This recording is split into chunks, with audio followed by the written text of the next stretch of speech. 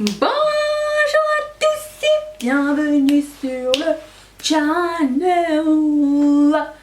Aujourd'hui on se retrouve encore une fois puisque c'est samedi pour un haul ou anti-haul, c'est-à-dire une petite revue de tout ce qui va sortir, ce qui est sorti cette semaine et le petit jeu surprise, le petit jeu de la craquance, à savoir est-ce que vous avez craqué pour quelque chose le jour de sa sortie cette semaine. Chaque semaine il y en aura un.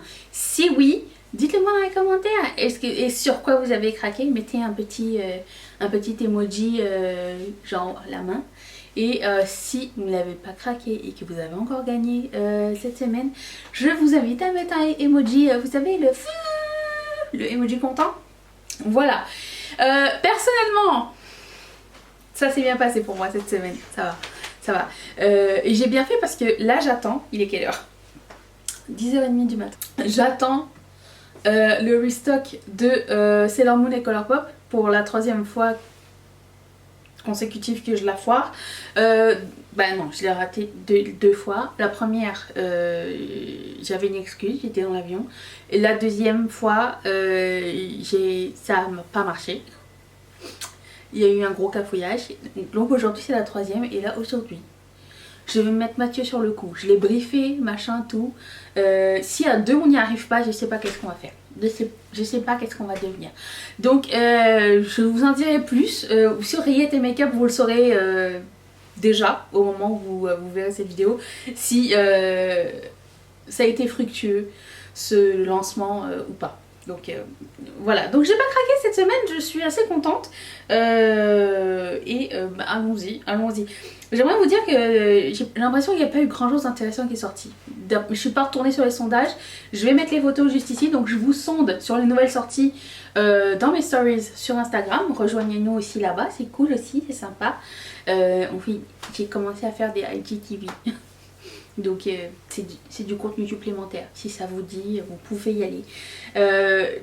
Voilà, je vais mettre les résultats des sondages ici et je vais commencer tout de suite par la nouvelle sortie de la marque Laneige. Laneige a les lip masks pour moi les plus efficaces et les plus agréables. Mais je n'en achète pas parce qu'ils sont pas cruelty free. J'essaie de trouver d'autres alternatives. Si je peux trouver, je vais trouver ailleurs. Bite Beauty, c'est bien aussi. Mais ils ont pas des masques genre chocolate chip et mint, tu vois. Non. Mais là, ils vont sortir des lip masks au Gummy Bear, le bonbon nounours. Comment ils ont traduit ça? J'avais vu, ça m'a fait rigoler, je me rappelle plus. C'est écrit bonbon ourson à côté. Voilà, donc et en pot et en... Tu vois ce que je veux dire ou pas? En tube, c'est ça. 43% d'entre vous étaient intéressés. Ah bah c'est cool ça. Moi personnellement, j'ai déjà donné mon avis, donc je vais passer.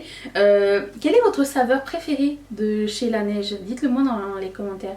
Alors quelqu'un m'avait fait le commentaire suivant, il ride sur la vibe de Nars Orgasm, Charlotte Tilbury, Pillow Talk, parce qu'ils ont la même gamme qui décline en plusieurs trucs. Le fait d'avoir d'autres senteurs, moi je suis d'accord.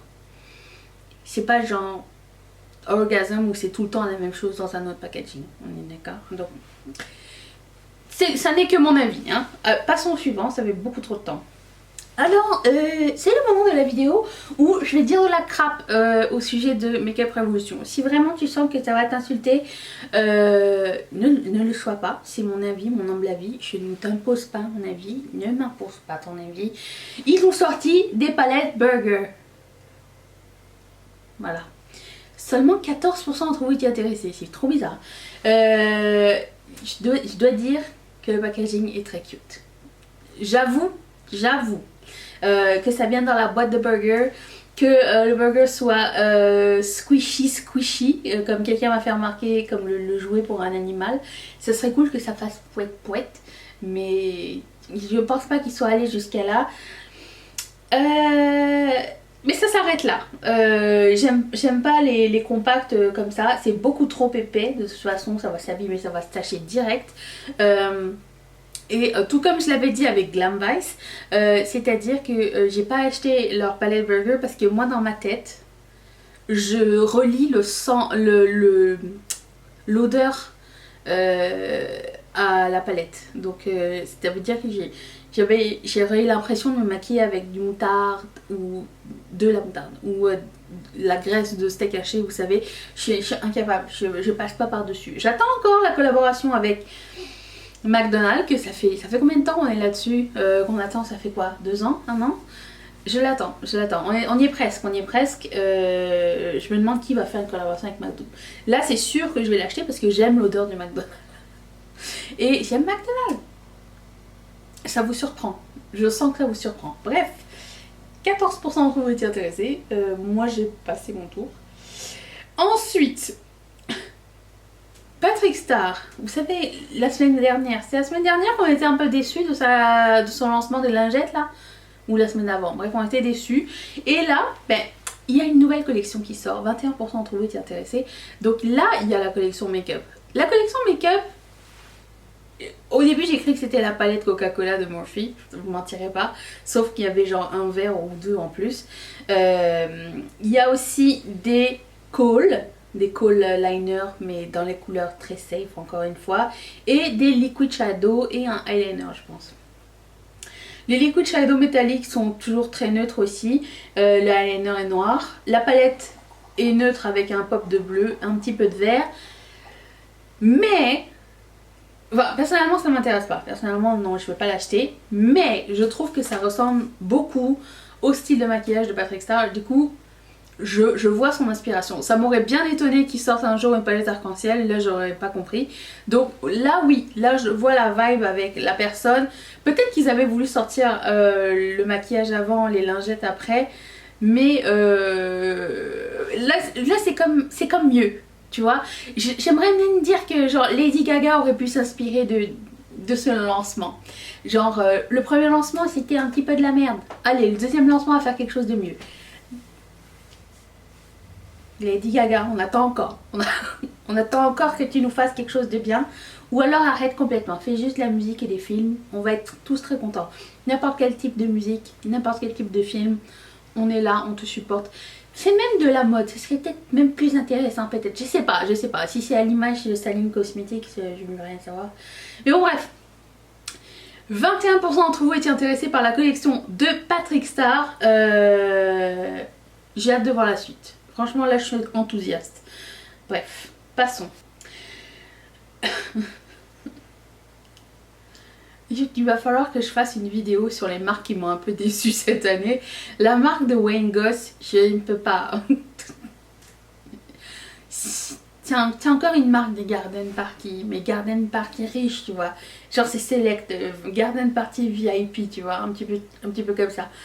Les rouges à lèvres, j'étais au début tentée, je me suis dit oh je vais voir et tout, puis je voulais encourager le type parce que je le trouve très cool et tout, mais tu sais je me dis mais qu'est-ce qu'ils sont de spéciaux les rouges à lèvres, tu sais c'est des couleurs nude, c'est cher, tu sais si ça avait été genre au prix de drugstore, genre un truc comme ça, oui d'accord j'aurais compris, mais j'ai pas acheté les rouges à lèvres, j'ai pas acheté les gloss finalement, j'ai rien acheté des deux, et là ils ont fait un sneak peek d'un autre truc, là entre temps ils nous ont sorti genre 3 pinceaux pour 100 balles, non. Hein Wayne, s'il te plaît. Bon après il y a des gens qui aiment les pinceaux artistiques faits main. En plus ça c'était avec des vrais poils de chèvre ou whatever, je sais pas trop quoi. Je sais comme non, on veut pas. Non. Mais là c'est ça, il nous a sorti une palette pour les yeux. Le Sephora neutre. Encore une fois, ah oui non mais il y a des kohls aussi, des kohls neutres. La même chose que le précédent. Ça va avec son esthétique, lui il ne fait pas tant de maquillage coloré, ça va avec sa vibe, ça va avec Wayne Goss. Ça ne va pas avec Danisha, ça va pas avec moi. Ni le prix, ni l'item, c'est 6 fards qu'on a tous déjà dans un compact très basic. 15% d'entre vous étaient intéressés. Je peux comprendre. Mais du coup je passe mon tour. C'est une marque qui m'a un petit peu...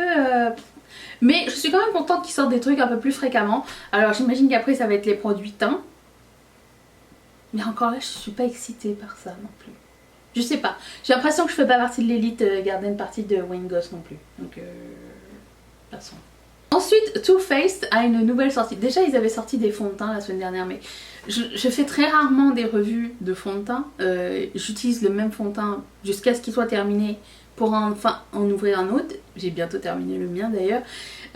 Et du coup, je me tiens au fait de savoir qu'est-ce qui existe, mais je n'ai pas de spécialité dans le fond de teint. Souvent, je vais y aller avec ma peau du moment et je vais essayer de trouver ma couleur sur Foundation ou un truc comme ça, et je vais acheter celui qui me tente selon le prix et la marque, mais je ne suis pas experte. Et du coup, parler de fond de teint sur ma chaîne, quand il y a